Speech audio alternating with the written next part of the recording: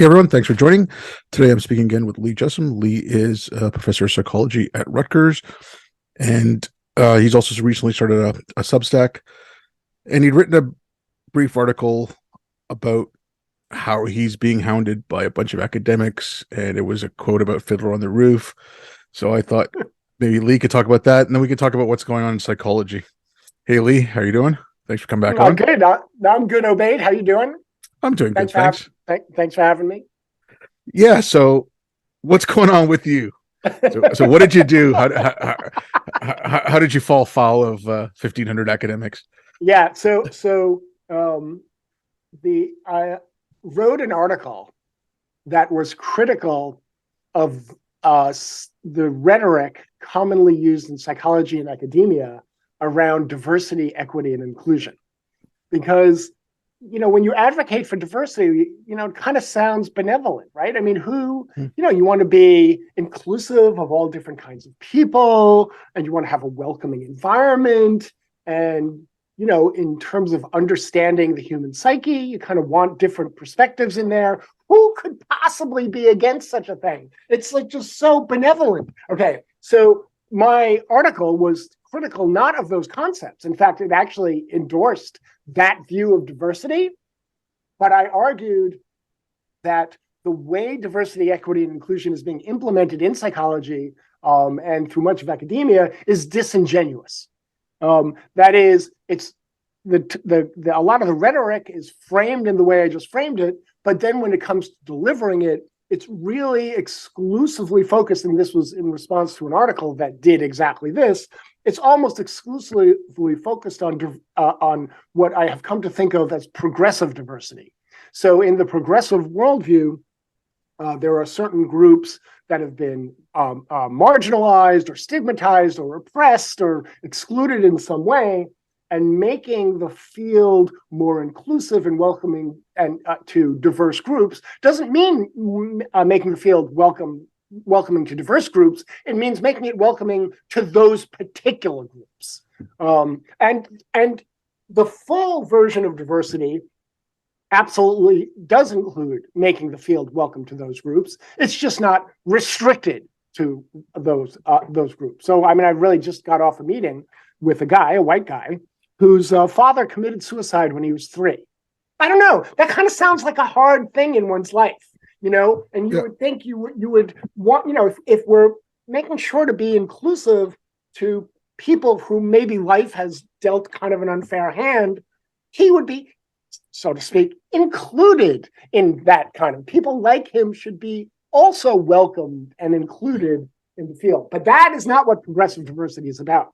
So my article used a quote from Fiddler on the Roof to frame this disingenuousness.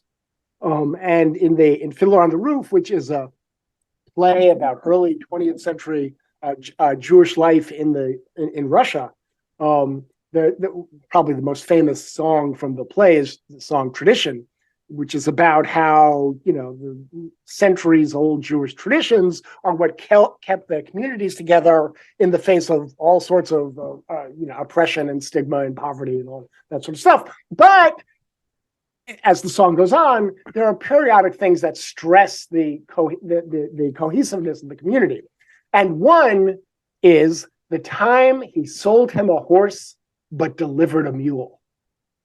And there's a whole thing in the song about sort of follow up on that. And I used that quote to capture this disingenuousness in the rhetoric around diversity in psychology and academia. Now, you might say, what's the problem with that? Well, what I was accused of doing was this is a quote, explicitly drawing a parallel between Black people and mules.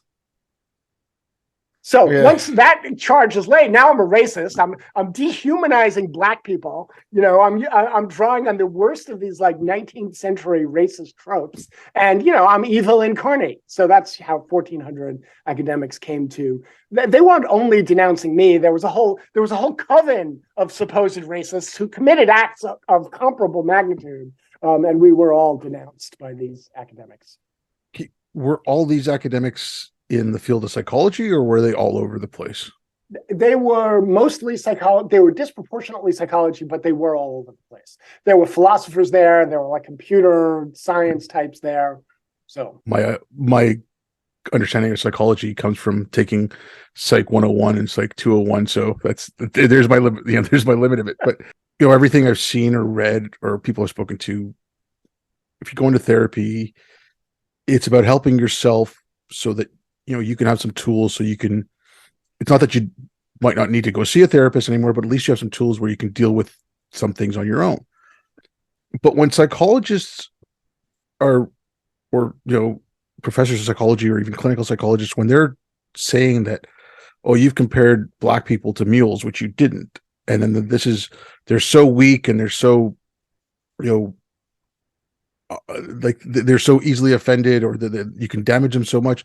I mean, how are they going to be able to help someone if they can't speak freely or if they can't give criticism in therapy? Like, I don't understand that. Like, it just seems counterintuitive to what psychology is supposed to be doing. well, I mean, I certainly agree with that. I mean, if your goal, whether your goal is helping an individual person or doing something for broader social benefit. I mean, look, I'm a professor. I would much rather do a good job than a bad job teaching students and mentoring undergraduates and graduate students. Mm-hmm. And if somebody has good ideas, especially evidence-based ideas for practices that can help that, my ears are going to perk up. Just because some study is published saying it doesn't make it true, but I'll certainly listen to it. But the only way you can ever know any of that is true, whether it is an individual therapeutic method or intervention, or some sort of bigger social intervention to improve anything from the quality of teaching to the quality of mentoring to the sort of environment on campus.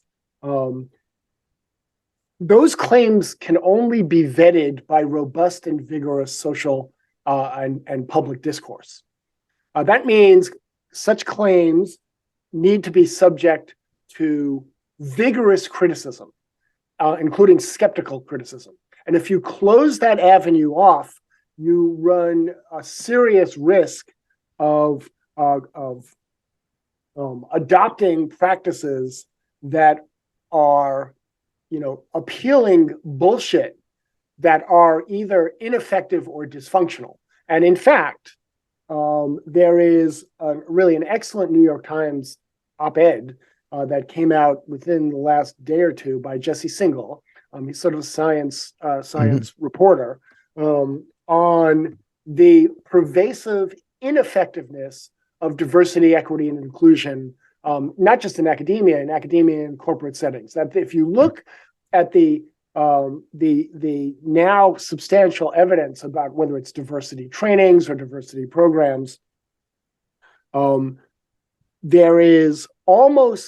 there's exceedingly limited evidence that they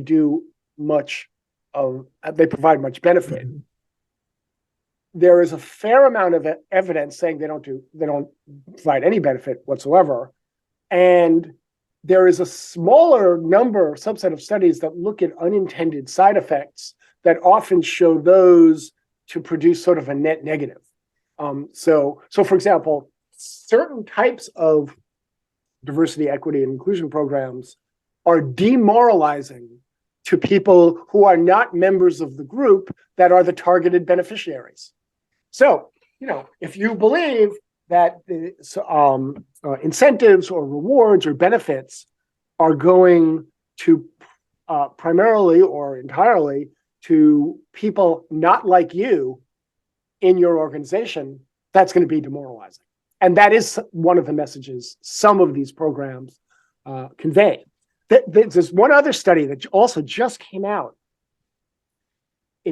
I would describe it as preliminary. I wouldn't want to overstate its interpretation, but it compared universities, large universities, with either very large diversity, equity, and inclusion bureaucracies or very small ones on students' report of the campus environment. Do they feel comfortable there? Are they happy there? How much do they kind of like being there? And this preliminary study finds that the smaller the DEI bureaucracy, the happier the students. Yeah. Now, I don't want to, again, it's an initial study. Yeah.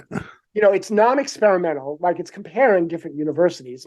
Maybe, it's possible that there were differences between students before the DEI bureaucracy. It's possible that it's not a causal effect of the DEI bureaucracy, but it's certainly no evidence that the bureaucracies are doing any good. And it's sort of, it at least raises the possibility that they are doing more harm than good with respect to campus environment for students.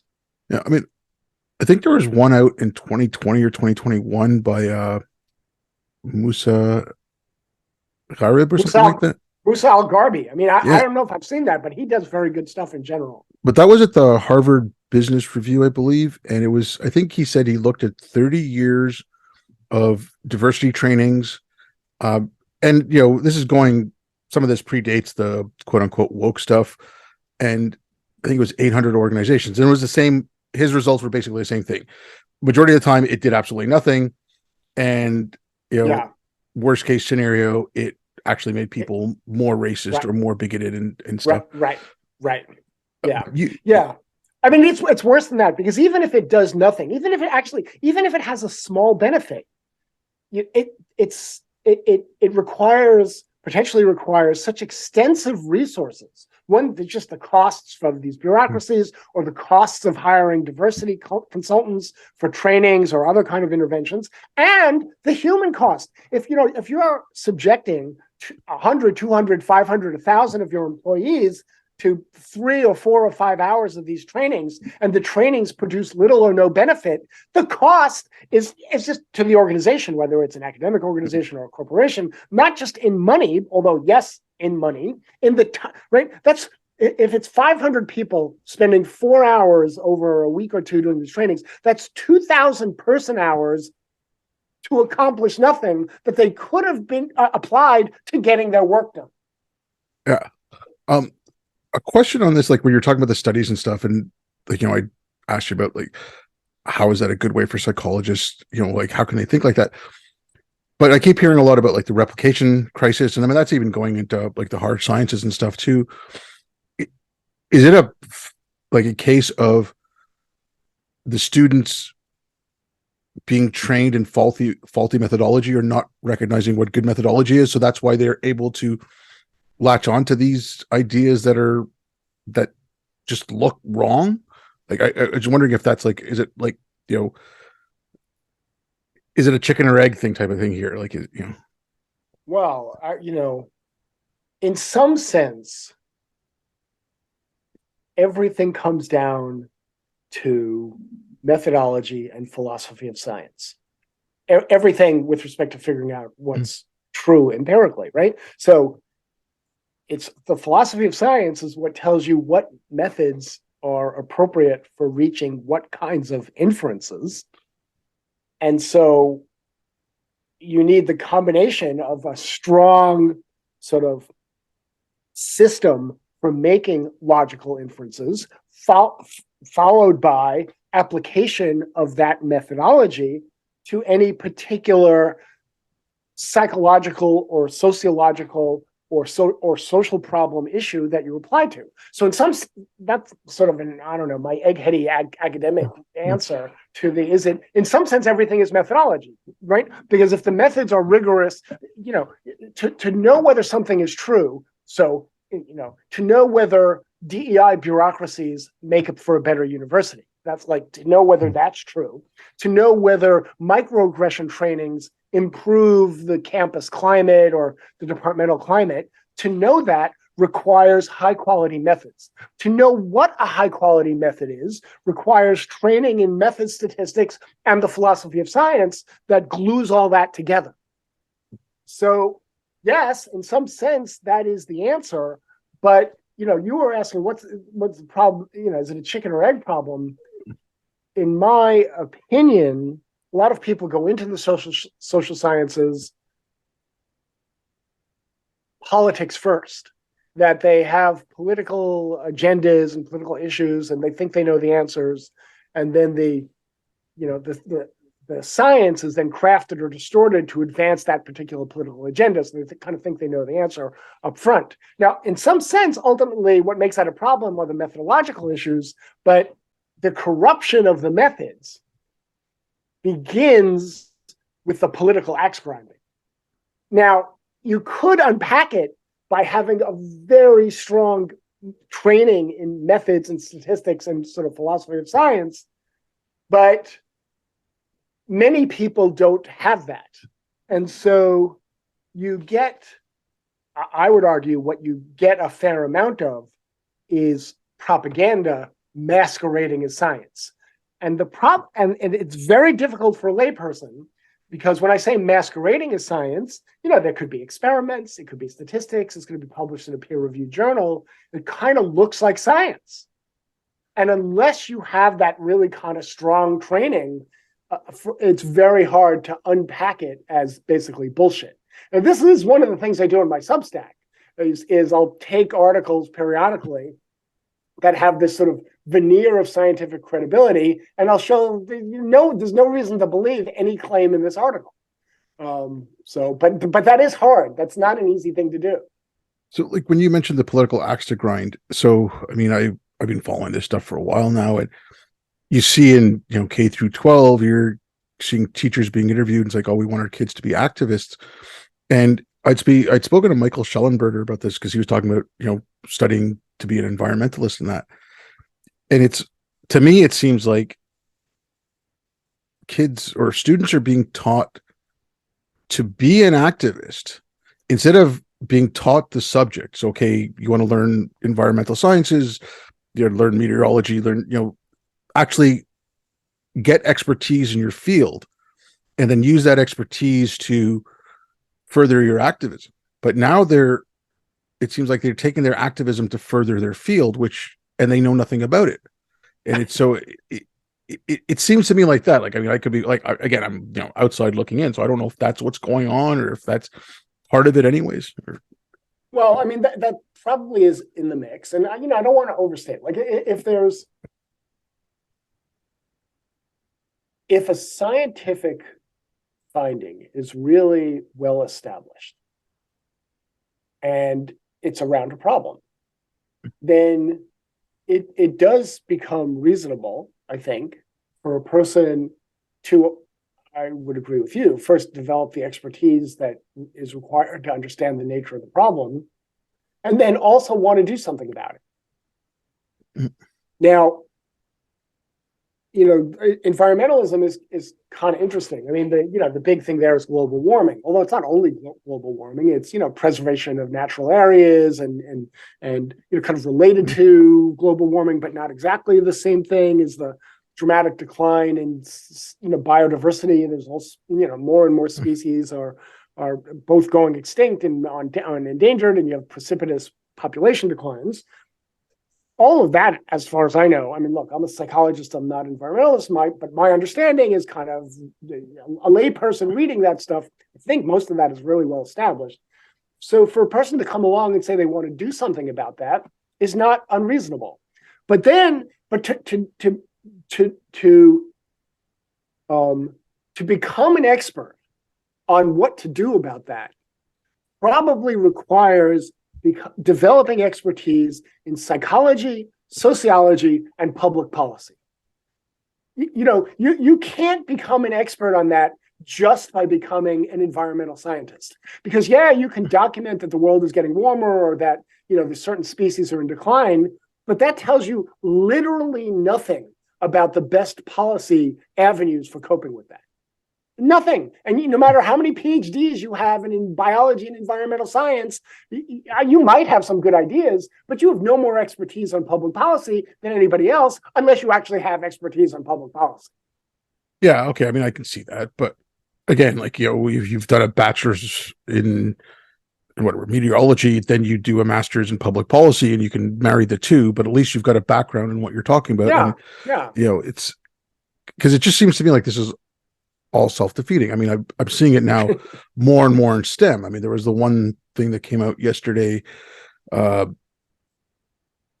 was mathematics, but spelt with IX at the end. And I haven't seen this. oh, it's just insane. And I mean, the woman who put it out, she also believes that rocks are living, and I mean, it's off the wall. But you know, okay, I mean, I took math. I went up to Cal 2.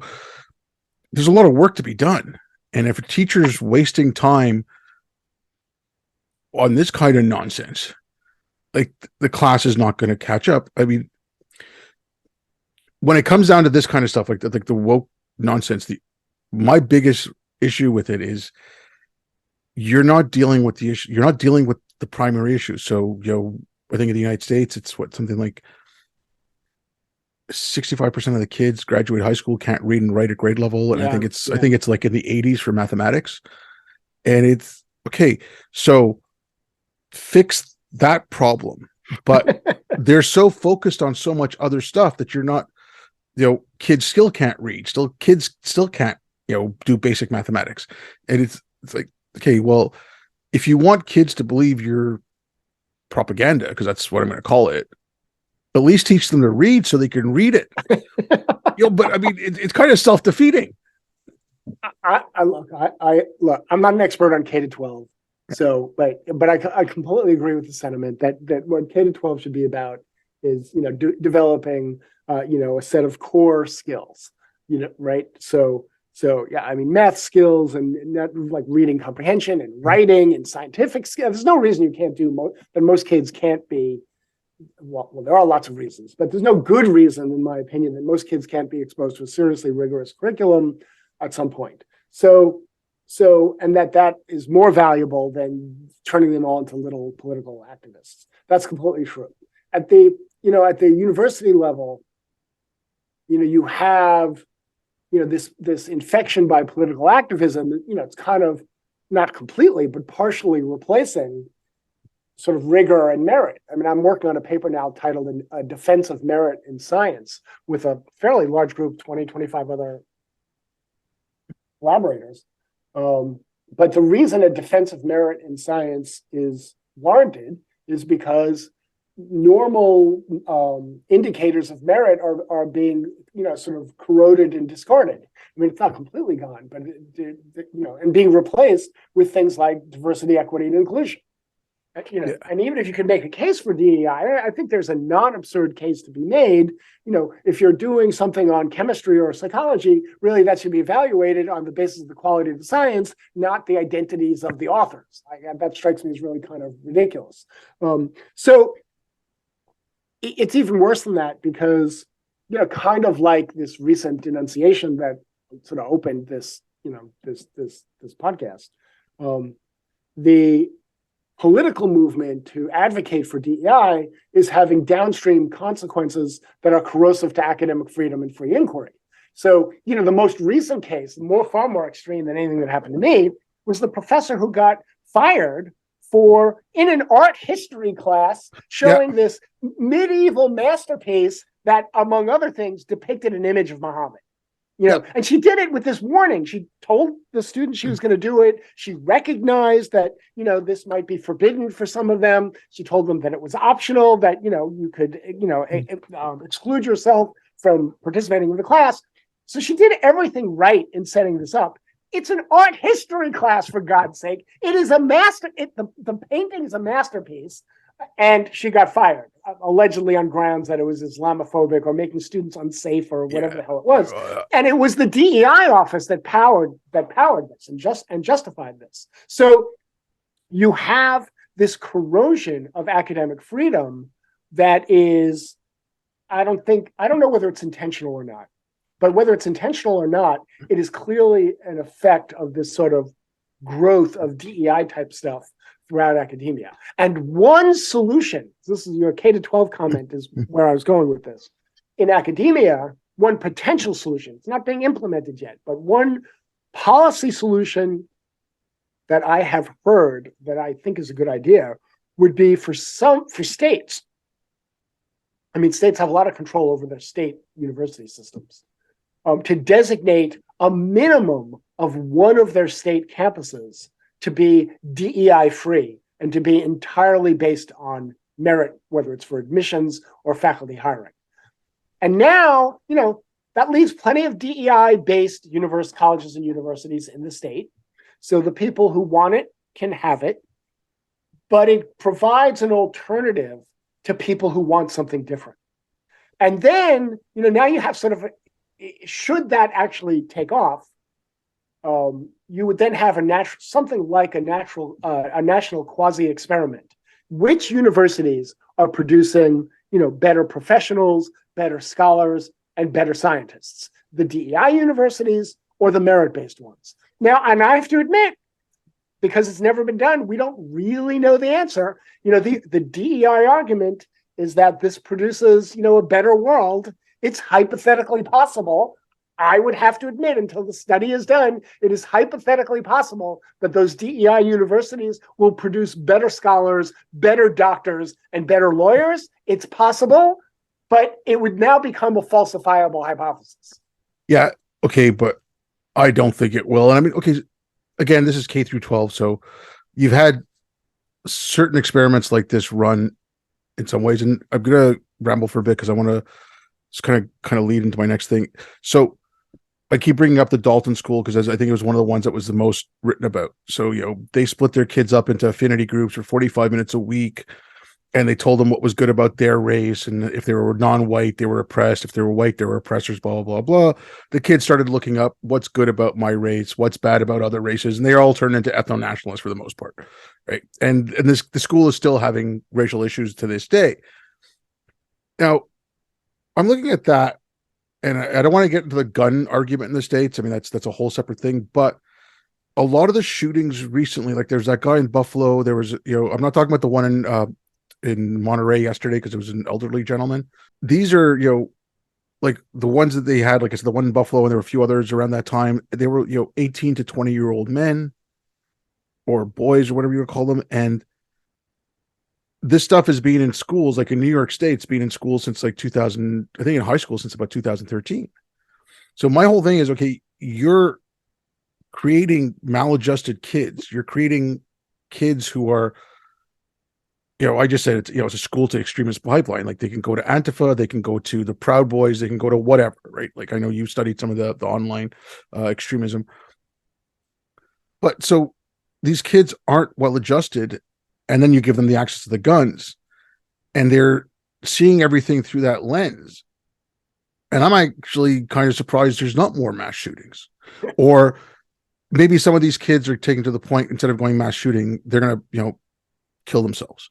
So you might have, okay, there's a surge in suicide attempts and whatever. Like, and it keeps coming down to, oh, it's just white supremacy, or it's this, or it's that. And it's just, you're not looking at the way the kids are being trained.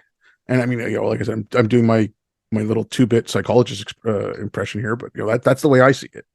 I think there is growing evidence that this sort of worldview and a lot of these programs and how they're implemented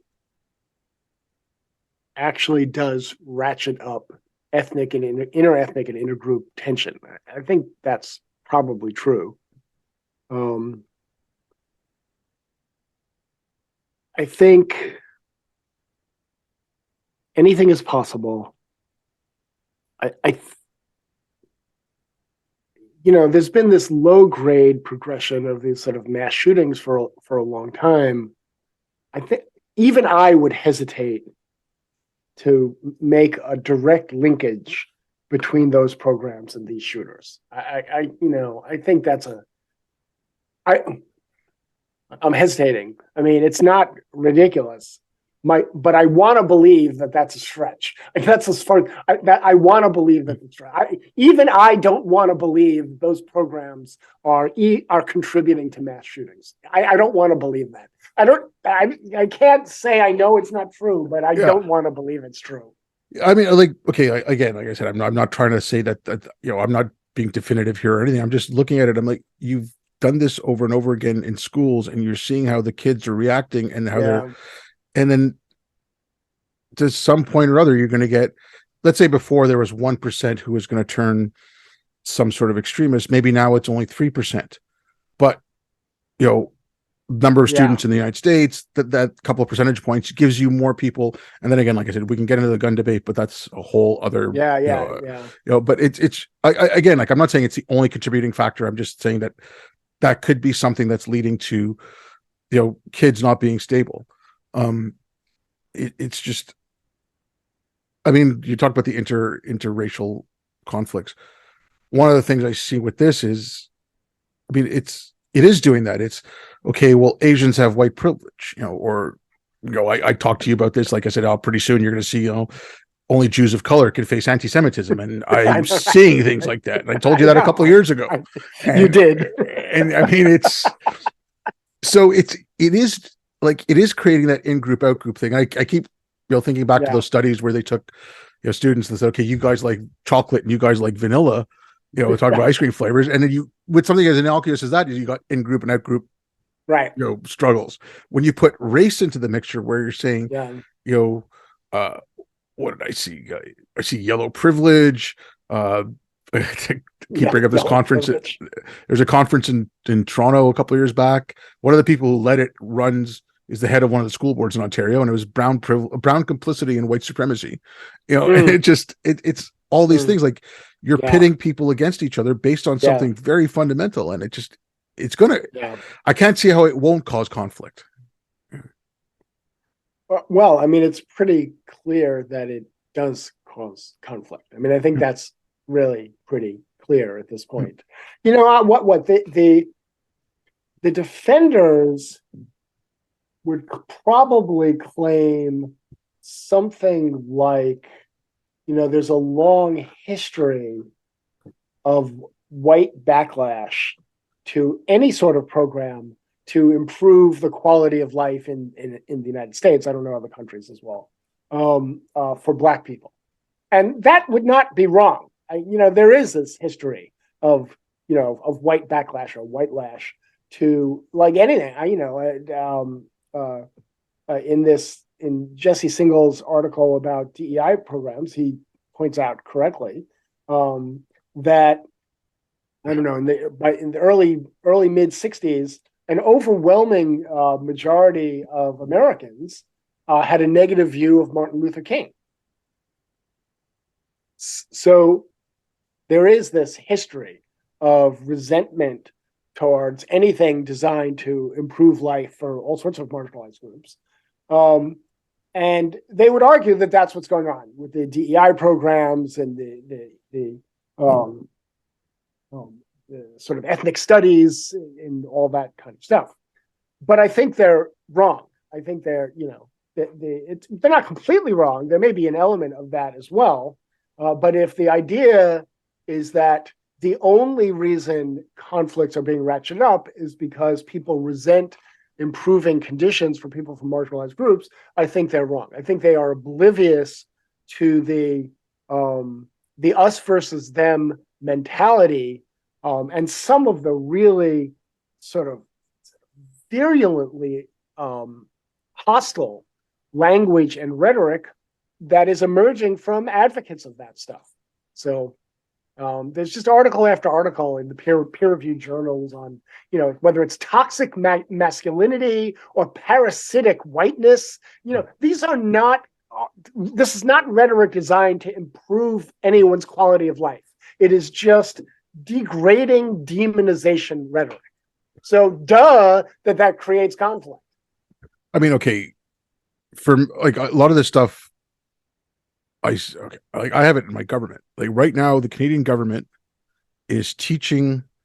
Okay, so in the Ministry of Immigration, they have definitions for like things like white privilege, and they said that regardless of the race or the color of the skin, if you hold ideas that uphold white supremacy, you have white privilege. Now, we're teaching our foreign service and our diplomats, that stupid thing from the Smithsonian, like, love of the written word and blah, blah, blah, blah, like all that crap that's whites. The Canadian government's teaching that to our foreign service and our diplomats. So if the Canadian government thinks those kinds of things are upholding white supremacy, and the immigration department says, if you have ideas that uphold white supremacy, you have white privilege. Now, I come from India, like whatever, let's be stereotypical, math and computer science, all that stuff. I mean, like all these things are based on Work reason. hard, Yeah, show up on time for your job. yeah, exactly. It's the height of white privilege. Yeah. Right? So Yeah. so Indians then in Canada are upholding white Right. supremacy. And it's just again, it's like a divide and conquer. But I think Nicole Hannah Jones, the way she put it when Biden said about that, if you don't vote for me, you ain't black.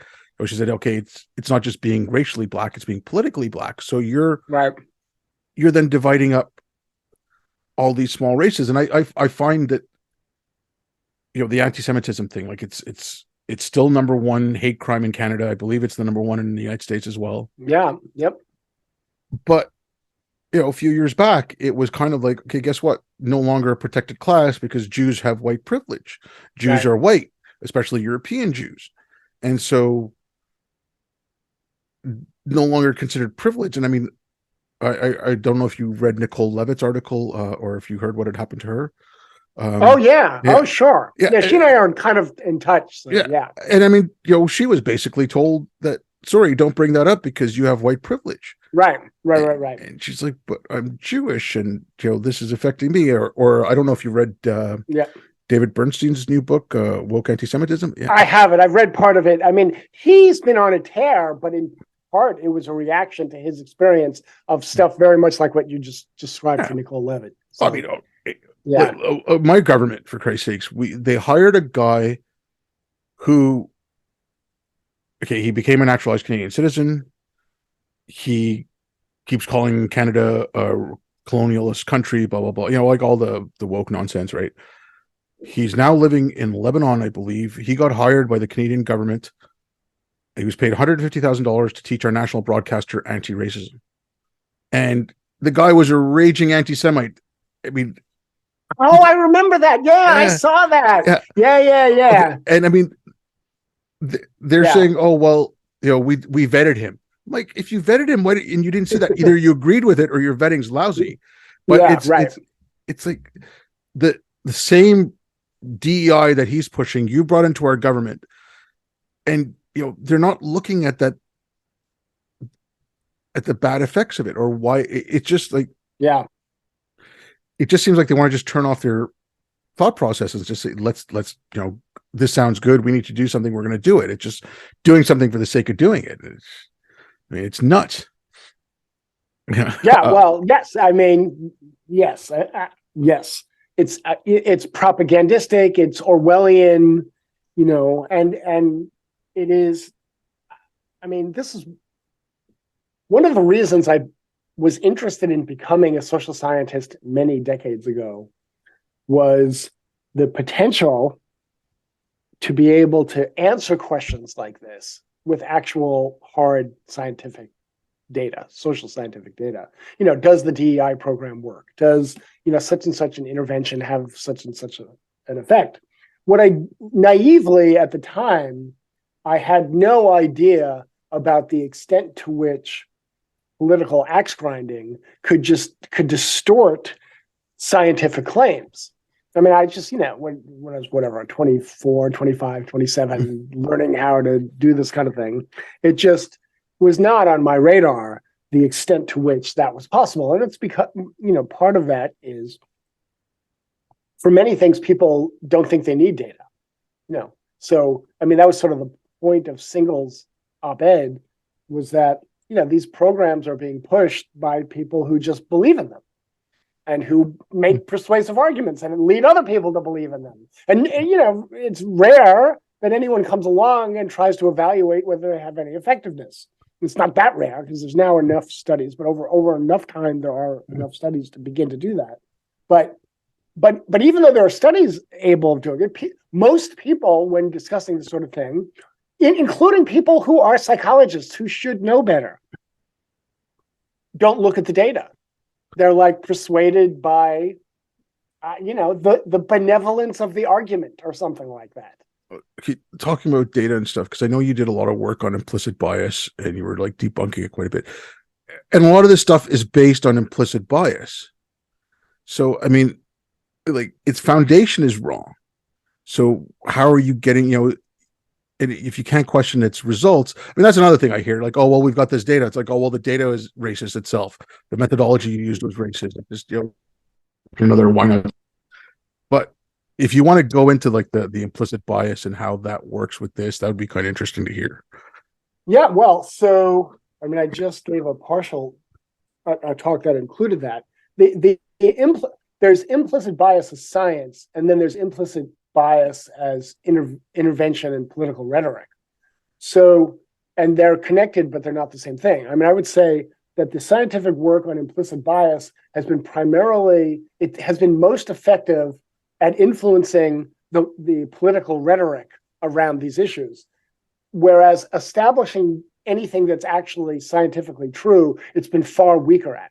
So there's been a great, okay, so just for your listeners, I don't know how much people know about implicit bias. Implicit bias, there's no consensual definition in psychology as to what implicit bias is. If you track down 10 or 15 articles, you'll probably find 8 or 9 different definitions and 7 or 8 articles that don't even bother to tell you what they mean by the term.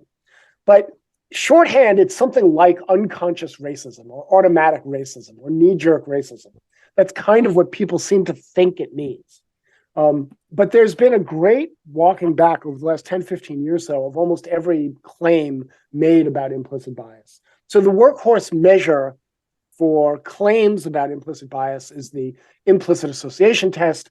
Without going into lots of technical detail, the implicit bias, the implicit association test provides no information about anything any regular walking around person would recognize as bias.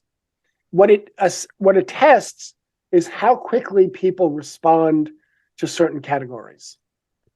Now, speed of response to a category is not anything like racial bias or gender bias or any other kind of bias you can imagine. It's just speed of responding to categories. Now, whether so one of this is because those responses are very fast, the presumption of the originators of the test was that this was unconscious, that people didn't, it all happened so fast.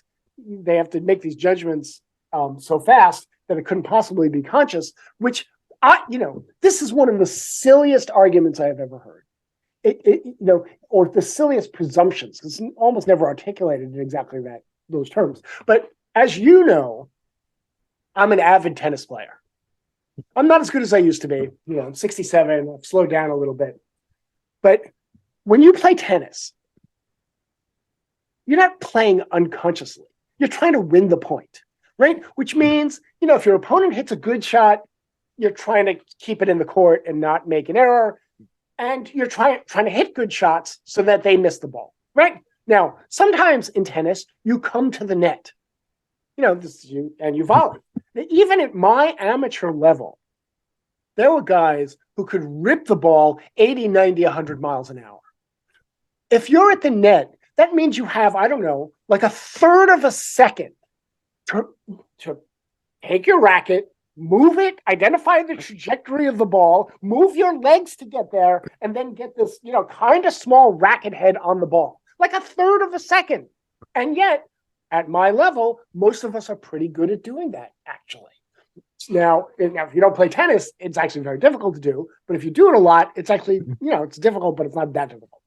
So none of that is unconscious. It's like, yeah, there's the ball. I'm not like sitting there performing calculations. Oh, my opponent hit the ball at a 23-degree angle. He hit it at approximately 84 miles an hour. Therefore, I have to take 1.5. No, of course no one is doing that. It all happens instantaneously, but it's not unconscious. So in the same way, it turns out that if you explain to people what the IAT is and how it works, and you ask them to predict their scores, they're very good at predicting their scores.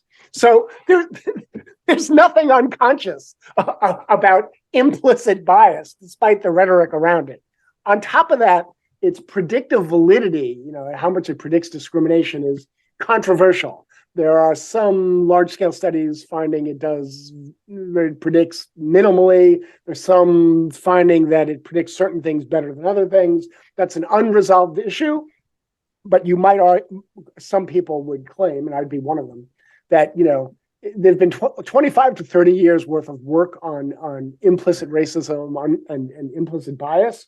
And if after 25 years we haven't resolved how strong its predictive validity it is, Houston, we kind of have a problem with the construct and measurement of implicit bias. Yeah, and then it just goes on from there. Yeah. So, but didn't also what's her name, Nazneen Banaji or something like that? Mahzarin Banaji. Yeah, I mean, like she had the IAT thing at Harvard, but I thought she came out a little while ago saying, what, you're using this wrong. You're not doing what I said with it. I thought she said that. I could be wrong about that. Yes, no, well, that's true. Banaji and Greenwald, who are like the two sort of founders and foremost proponents of it, came out very clearly. This is a while ago now, 5, 6, 7 years ago, saying that people shouldn't use the IAT to diagnose individual racism. So that there's too much unreliability in the method and too much unknown about it, that, for example, corporations, when, I don't know, doing implicit bias trainings with their employees or deciding who to hire, they shouldn't use it as a diagnostic tool to figure out, well, we shouldn't hire this person because that person's a racist, because that would be an inappropriate use of it. It's so, the measurement is so crude and unreliable that no one should reach that kind of conclusion. So yeah, they did walk that back. Okay, yeah, no, I was just curious about that. Now, academia as a whole. Now, I mean, I've been harping about this, and ever since I came back from overseas, the one thing I was harping about was overcorrections. I'm like, you are going to get overcorrections, and now I keep thinking back to, like, Hitchens always talked about a man for all seasons, and he talked about that one scene where Roper said, I'd burn down all the laws in England to catch the devil, and Thomas More turns out, like, what are you going to do?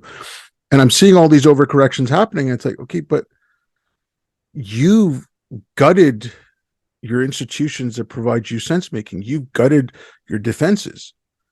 Now you're having these overcorrections. I mean, I saw Kimberly Crenshaw the other day freaking out because of civil rights. I'm like, your whole thesis was to get rid of civil rights and have an identity-based politics. Now you're crying about it? Like, I mean, I don't like some of these things that are going on, but I'm just like, okay, what did you expect was going to happen? And now, the ACLU is a shadow of what it used to be. I mean, a couple of years ago when the vaccine first came out for COVID, the CDC said, let's give it out by race.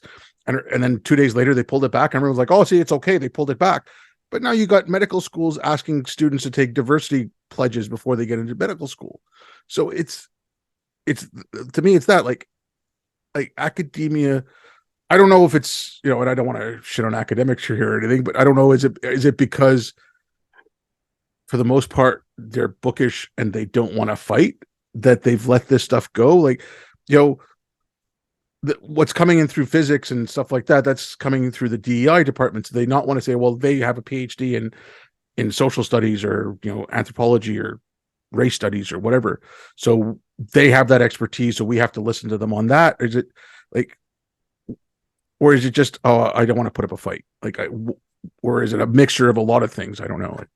Yeah, it's kind of a mixture of a lot of things. I mean, I think the things you just described are in the mix. Most like non-radical, non-activist academics really just would rather be left alone to do the work. That's what they went in. If you're a physicist, you want to do physics. If you're a chemistry professor, that's what you want to do. You want to do chemistry.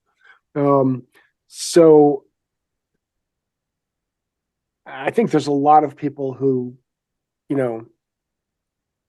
one, they just want to do their work and don't want to get involved in this stuff.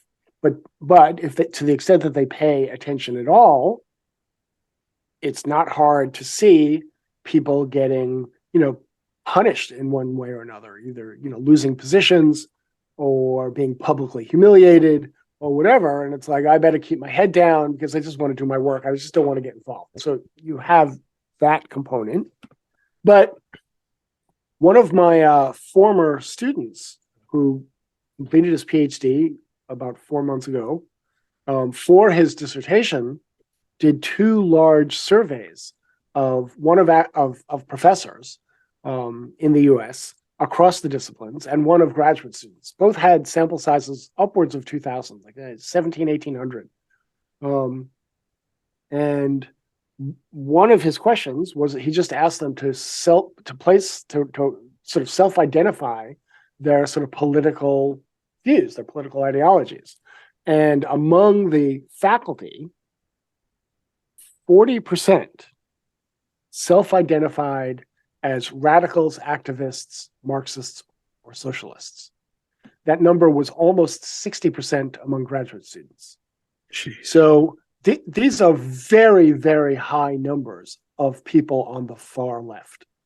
And we're not talking Democrats. I mean, they might vote for Democrats, but we're not talking conventional Democrats or even liberal Democrats. These people are on the far, far left of the political spectrum. And so I think there's a lot of full-throated embrace of all of this. There's a lot of true believers, like a lot of true believers in academia.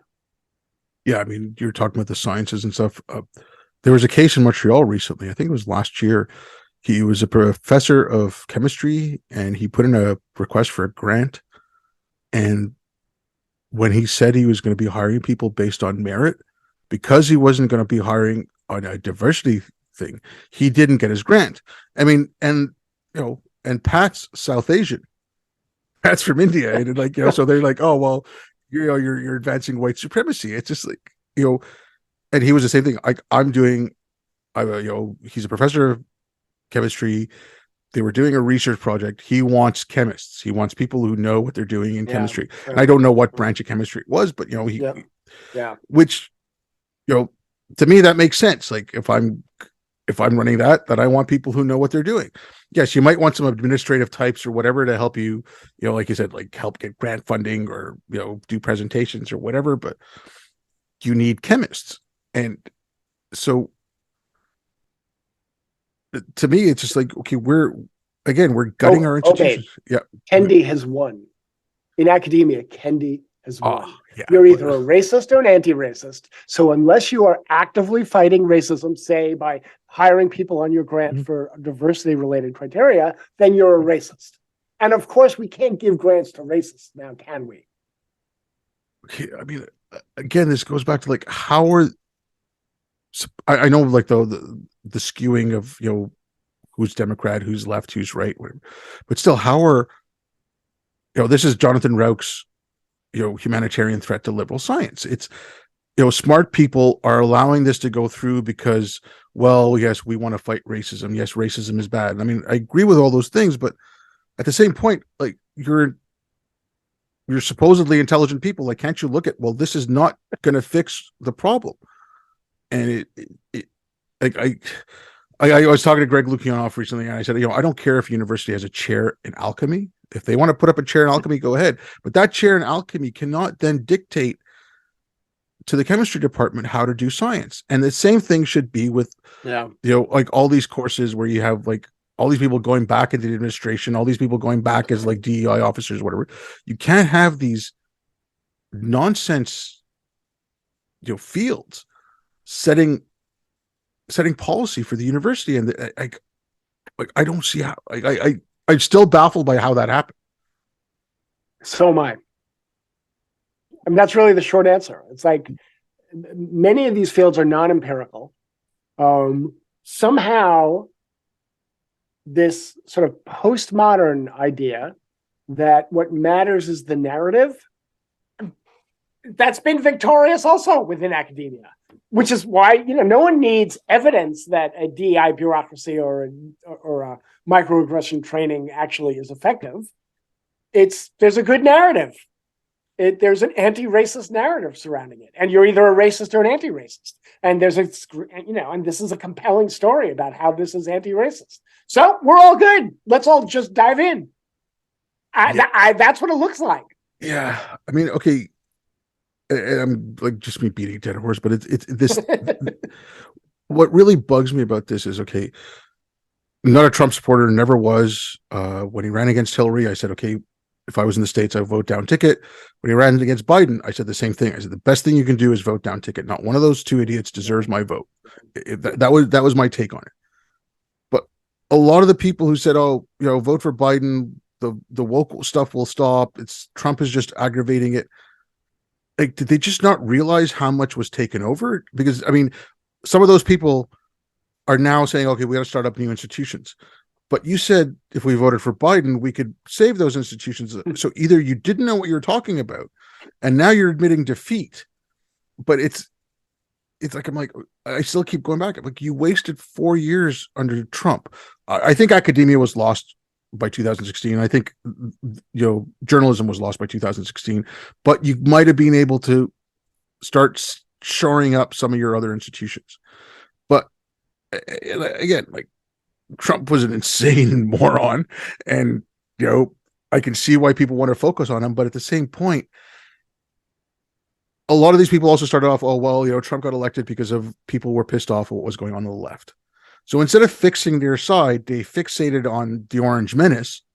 And I see them doing the same thing now with, oh, well, we won in the midterms, or we did well in the midterms. So let's focus on how DeSantis is worse than Trump and blah, blah, blah. I'm like, why don't you fix your side? Why don't you make your side more electable? Like, yeah, well, there's good evidence for all of that.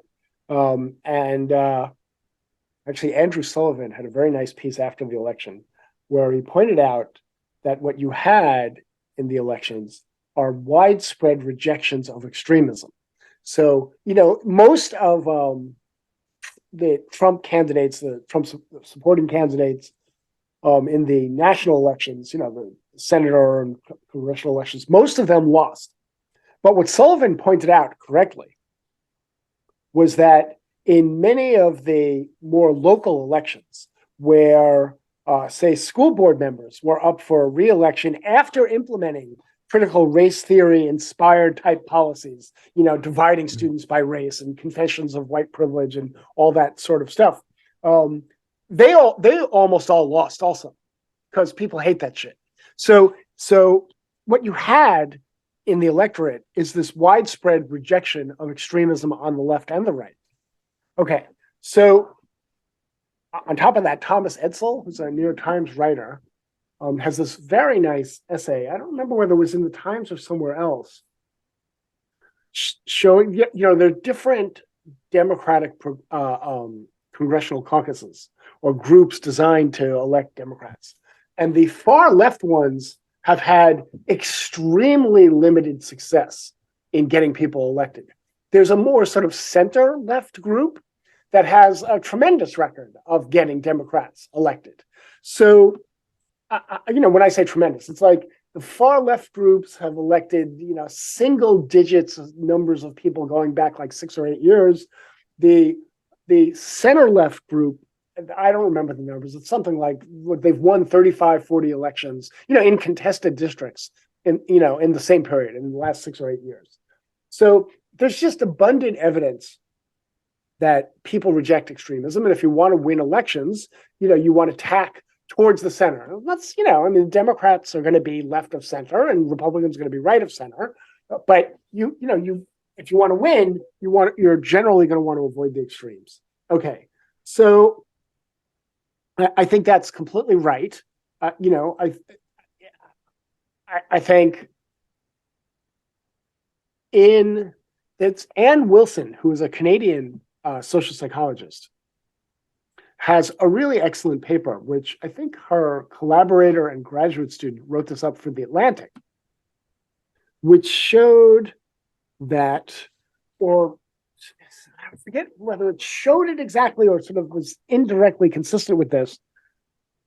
What you have on both the left and the right are people on the extreme kind of dominating the public square, the discourse. And this intimidates people, who are more towards the center, even on their own side, from saying anything, because you risk being denounced and, humiliated and ostracized by the extreme ideologues who are well organized and very loud on your own side. And so what you get is silence, or much more silence, among people around the middle. And so the public square is basically ceded to extremists on the right and extremists on the left. And that becomes the public discourse. Yeah. I see that. I mean, that's pretty much par for the course for anything, but it's I wish more of that chunk in the center would start speaking up. I don't want to keep you too much longer, but where do you see psychology going, and where do you see the academy going? Like, do you see more things like the University of Austin opening up, or do you see like a more gradual decline? Like, Yeah, well, so I have a couple of blogs where around the theme of it's going to get worse before it gets worse. So, yeah, I see the trajectory as, I mean, things do have a way of eventually changing, but within academia, and I think the society outside academia, I think the most extreme and intolerant versions, the most illiberal versions of wokeism have receded somewhat. So, for example, the New York Times, hired within the last 2 years, hired John McWhorter as a regular writer. Like, McWhorter is definitely sort of center left and anti woke. They've also had a series of op-eds that are sort of ringing endorsements of free speech, which they couldn't have had that 3 years ago. The editors would have been denounced as causing an unsafe environment or something like that, which is what happened when the guy had Tom Cotton do his thing on being in the National Guard. So it's not hypothetical. That stuff actually happened. So that's just the New York Times. I think there's other reasons to believe that there's the most extreme versions of sort of illiberal wokeism have receded in the wider society. But in academia, the trajectory is for it to become more and more extreme. So the same Nate Honeycutt's dissertation, the one that found 40% of academics identify as radical socialist activists and Marxists, those numbers are much higher than they were 15, 20 years ago. And so that trajectory, the sort of radicalization of academia, is proceeding apace. I don't see that. I mean, it may turn around. I mean, at some point there'll be a limit, right? I mean, at some point it's 100%. Maybe 20 years from now, everybody will be a Marxist or a nouveau Marxist with the sort of evolution of Marxism and stuff. But at some point there's a limit. But for now, I see that radicalization proceeding apace. And so, there's tons of grassroots support for the worst forms of the kind of things you and I have just talked about, for DEI, whether it does good things or bad things, for all these trainings, for denouncing and ostracizing people who are not with the orthodoxy. So I just don't, I don't see that getting better anytime soon. It's probably going to get worse. And will it turn around at some point? Maybe. For what it's worth, I am actually talking at the University of Austin in June. They have a 2-week special session on forbidden courses, forbidden topics, and I'll probably be talking about the radicalization of academia when I go there. So I think that has some hope of being a good thing. A bunch of us within academia have formed the Society for Open Inquiry in the Behavioral Sciences, which is meant to be a refuge from all this nonsense. But we're new, and it remains to be seen whether we get any traction or actually accomplish anything of note. We're too new to have an answer to that. So that's the way it is. Yeah, I mean, for me again, I'm just worried about, okay, just take the whole COVID thing, right? The distrust in science and the distrust, and I'm not talking about Fauci saying I am the science. I'm actually talking about like the scientific method and the distrust in experts. And I don't blame people for this. Like I honestly don't. It was self-inflicted damage, and when you have doctors telling you not to go to church, but at the same time saying you can go to a BLM protest, when you have the city of New York and the state of California telling contact tracers not to ask people if they went to BLM protests, like this kind of stuff, like, yeah, I can see why you don't trust these people. And you need a strong academy, you need a strong set of sciences, you need you need experts people can trust. And it's just, I don't like blaming everything on the internet, I don't like blaming everything on social media, but it's no shit, someone's going to some asshole on YouTube because like I said, you've got Fauci on 60 Minutes saying, "Oh, I'm not going to tell people not to go to protests," but he's telling people not to go to Thanksgiving dinner. it's there's a huge disconnect there, and it's if the academy fails, you know, I look at like organizations like Ideas Beyond Borders that are spreading like Enlightenment uh, books to the Middle East. I look at people protests coming up here and there, and people want their freedom. I'm like, okay, but if the Anglosphere, if the West gives this up, there's nothing left. There's nowhere where there's again, I'll go back to what was it, David Deutsch's book, Beginning of Infinity. Is there going to be 1,000 years down the road another Deutsch writing about us as another pocket of enlightenment that that fizzled out because it couldn't manage to keep the barbarians at bay? Like it like that's I look at it like that. I'm just like, I'm not terribly optimistic. Let's put it that way. The history of both free speech, which I see as the foundation for all of this, right? You can't have good science without free speech, because if people can't critically evaluate the science, then the science is going to suffer. So I see free speech as the foundation for it. But the historical ebb and flow of support for free speech and sort of the free exchange of ideas, both historically and cross-culturally, has really ebbed and flowed. So there was the great flowering of knowledge and the quest for knowledge under the Greeks, but then that society kind of collapsed. There was probably not as great a flowering under the Romans. After the Roman Empire collapsed, sort of the next great wave was actually under the Arabic empires, which, even though the rule, the sort of monarchic-like rule was kind of authoritarian, some of those authoritarian rulers were kind of like, well, long as you don't challenge me, you can say and do pretty much anything you want. And so you actually did have this sort of great flowering of the sort of search for knowledge and exchange of ideas. And then that kind of fell by the wayside. Then you had the European Enlightenment, and who the hell knows, Obaid? Yeah. I have no idea. We could be at the end of the Enlightenment and heading into 500 years of darkness. And, maybe the next great flowering is going to come out of Sierra Leone. I have no idea. Yeah. No, it's like I said, it's just things like that. But, just one quick correction. Like when you mentioned like the Islamic, like the golden age of Islam, technically it wasn't the Arabs though. It was North Africans, and the only Arabs that were really involved were from Iraq and then Persians in Iran. So it was more of a North African enlightenment of the Islamic Caliphate. Like it didn't come from the Arabs. I mean, I know like the Arabs, because it's Islam, the Arabs like to take claim of it, but it was, like I said, it was more North Africans than anything else. Yeah. Like I said, I don't want to keep you too much longer. So if you want to let people know where they can get a hold of you, put your tell them where your Substack is. I'll put all the links in the description. Oh, sure. You want me to email that to you? You want me to say so now? I'll just let people know now, and like I said, I'll include it as well. Oh, yeah. Okay, well, I blog regularly at Unsafe Science on Substack. Just you Google search for Unsafe Science, it should come right up. And I'm active on Twitter, mostly on science and academia type stuff. At Twitter at PsychRabble. Okay.